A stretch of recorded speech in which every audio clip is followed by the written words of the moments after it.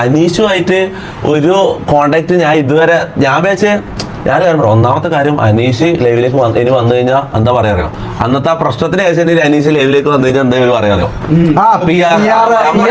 പൈസ എടുത്ത് അല്ലെങ്കിൽ ബാർട്ടർ കൊളാബ് സിസ്റ്റത്തിൽ നമ്മൾ ആക്കിയതാണ് എല്ലാം ചെയ്തതാണ് അങ്ങനത്തെ ലെവലിലേക്ക് അങ്ങനെയുള്ള ടോക്ക് വരും. കാരണം നമ്മൾ മനസ്സിൽ പോലും ചിന്തിക്കാത്ത കാര്യങ്ങളാണ് ആൾക്കാർ പറഞ്ഞു നടക്കുന്നത്. അപ്പം അതില് നമുക്ക് ഇതില്ല. അനീഷിനെ ഇങ്ങോട്ട് വരണം, അനീഷ് വന്നോട്ടെ, അതിൽ വന്നാൽ നമ്മൾ വെൽക്കം ചെയ്യും. അല്ലാണ്ട് ഞാനായിട്ട് ലൈവിലേക്ക് പിടിച്ച് കൊണ്ടുവരാനും നിൽക്കുന്നില്ല. ഇനി ഞാൻ കൊണ്ടുവന്നു കഴിഞ്ഞാൽ നിങ്ങളത് പറയും. നിങ്ങളല്ല, ചില ആൾക്കാർ അങ്ങനെ പറയും.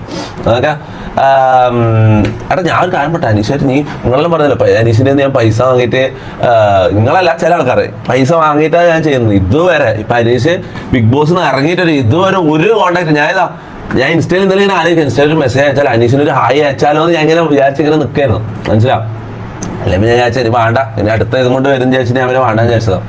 ഇതുവരെ കാര്യമല്ല പുള്ളീന്റെ നമ്പറോ പുള്ളീന്റെ ഇൻസ്റ്റയില് അങ്ങോട്ടും ഇങ്ങോട്ടും മെസ്സേജോ എപ്പോ ഒരു കണക്ഷൻ എനിക്ക് ഇതുവരെ പുള്ളിയായിട്ട് ഉണ്ടായിട്ടില്ല. മനസ്സിലായി. ഞാൻ നേരിട്ട് കാണുമോ സംസാരിക്കുകയോ ചെയ്യാത്ത ഒരാളാണ്. മനസ്സിലാവും.